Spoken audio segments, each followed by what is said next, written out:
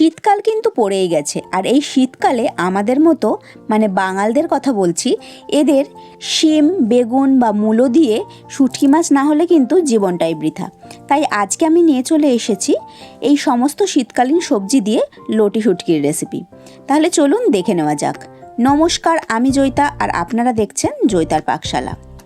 এখানে প্রথমেই আমি কিছুটা লটি শুটকি নিয়ে নিয়েছি।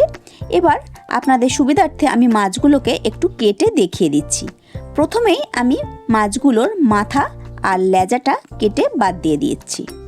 এরপর মাছের গায়ে যে পাখনাগুলো থাকে সেই পাখনাগুলোকে আমি হাতের সাহায্যে একটুখানি ছাড়িয়ে নিয়ে সেগুলোকেও আমি কেটে নিচ্ছি। এই রকমভাবে প্রতিটা মাছের গায়ে যে কটা পাখনা থাকে সেই পাখনাগুলোকে আমি কাঁচির সাহায্যে এই রকমভাবে কেটে বাদ দিয়ে দিয়েছি। সমস্ত পাখনাগুলো বাদ দেওয়া হয়ে গেলে আমি মাছগুলোকে 3টে টুকরো করে নিয়েছি। এই একই রকমভাবে আমি কিন্তু সমস্ত মাছগুলোকেই কেটে নিচ্ছি। আমি এখানে আপনাদের সুবিধার্থে আরেকটাও মাছ কেটে দেখিয়ে দিচ্ছি।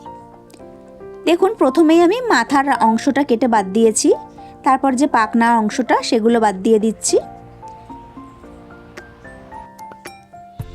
সাইড দিয়ে যেখানে যতগুলো পাখনা আছে একটু হাত দিয়ে টানলেই কিন্তু ওগুলো খুলে বেরিয়ে আসে, সেগুলোকেও আমি একটু হাত দিয়ে টেনে কেটে বাদ দিয়ে দিচ্ছি।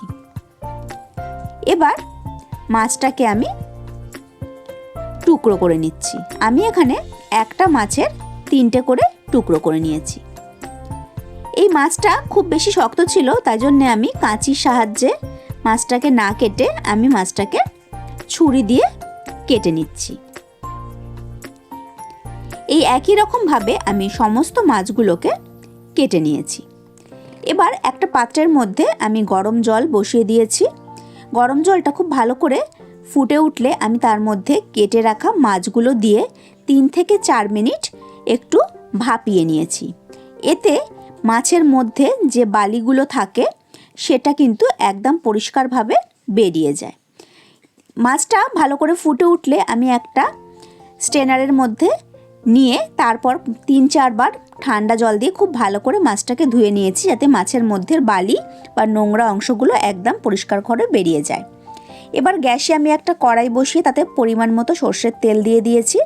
তেলটা খুব ভালো করে গরম হয়ে আসলে ধুয়ে পরিষ্কার করে নেওয়া মাছগুলো আমি তেলের মধ্যে দিয়ে সামান্য নুন আর হলুদ দিয়ে একটু গোল্ডেন করে মাছগুলোকে ভেজে নিচ্ছি।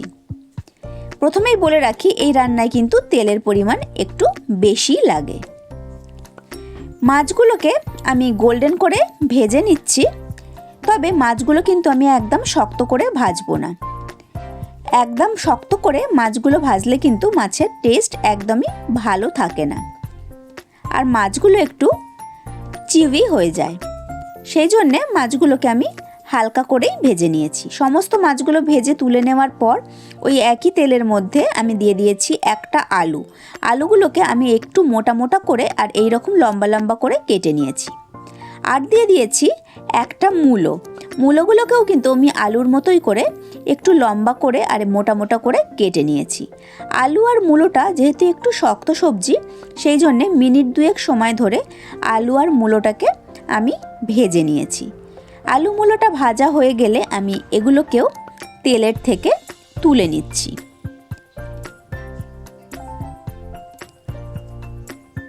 সমস্তটা তেলের মধ্যে থেকে তোলা হয়ে গেলে এবার ওই একই তেলের মধ্যে আমি দিয়ে দিয়েছি পেঁয়াজ, আদা, রসুন আর কাঁচা লঙ্কার পেস্ট। এইটা তেলের মধ্যে দিয়ে আমি বেশ কিছুক্ষণ সময় ধরে মশলাটাকে খুব ভালো করে কষিয়ে নিচ্ছি, যতক্ষণ না আদা রসুনের কাঁচা গন্ধটা একেবারেই চলে যায়। দেখুন, মশলাটা তো কষাতে কষাতে ঠিক এই রকম পর্যায়ে যখন এসে গেছে, সাইড দিয়ে যখন তেল রিলিজ করতে শুরু করে দিয়েছে, তখন আমি এর মধ্যে দিয়ে দিয়েছি বেগুন আর শিমটা। এই বেগুন আর শিম কিন্তু আমি ভেজে নিইনি, যেহেতু এগুলো একদম নরম সবজি, সেই জন্যে আমি এগুলোকে একদম ডাইরেক্টই কড়ার মধ্যে দিয়ে দিয়েছি। বেগুন আর শিমটা মশলার সঙ্গে আমি 3-4 মিনিট সময় ধরে খুব ভালো করে কষিয়ে নিচ্ছি।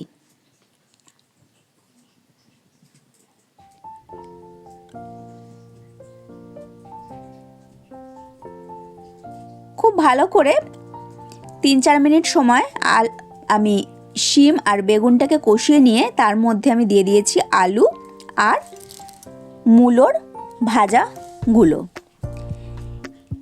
এবার সমস্ত সবজি আমি খুব ভালো করে আরও একটুখানি সময় নাড়িয়ে চাড়িয়ে কষিয়ে নিচ্ছি। এবার এই পর্যায়ে আমি এখানে দিয়ে দিয়েছি 1/2 চামচ পরিমাণ হলুদ গুঁড়ো, দিয়েছি পরিমাণ মতো নুন, আর আমি এখানে ব্যবহার করব কাশ্মীরি লঙ্কার গুঁড়ো। তবে কাশ্মীরি লঙ্কার গুঁড়োটা আমি এই মুহূর্তে এখানে দিচ্ছি না, কারণ কাশ্মীরি লঙ্কার গুঁড়োটা সাধারণত ব্যবহার করা হয় কালারের জন্যে। আমার মনে হয় যদি কষানোর সময় কাশ্মীরি লঙ্কার গুঁড়োটা দিয়ে দেওয়া হয় তাহলে কিন্তু কালারটা অতটাও ভালো হয় না। সেই জন্যে আমি কাশ্মীরি লঙ্কার গুঁড়োটা একটু পরে ব্যবহার করব।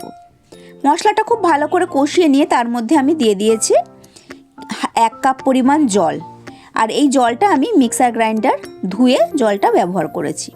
জলটা দিয়ে আমি খানিকক্ষণ ঢেকে রেখেছিলাম যাতে সবজিগুলো সেদ্ধ হয়ে যায়। মিনিট 2-3 বাদে আমি ঢাকনাটা খুলে নিয়েছি, আর এর ওপরে দিয়ে দিয়েছি কাশ্মীরি লঙ্কার গুঁড়ো। কাশ্মীরি লঙ্কার গুঁড়োটা দিয়ে খুব ভালো করে আমি নাড়াচাড়া করে নিয়ে আমি এর মধ্যে দিয়ে দিয়েছি ভেজে রাখা মাছগুলো দিয়েও খুব ভালো করে আমি মিশিয়ে নিয়েছি পুরো সবজিগুলোর সঙ্গে।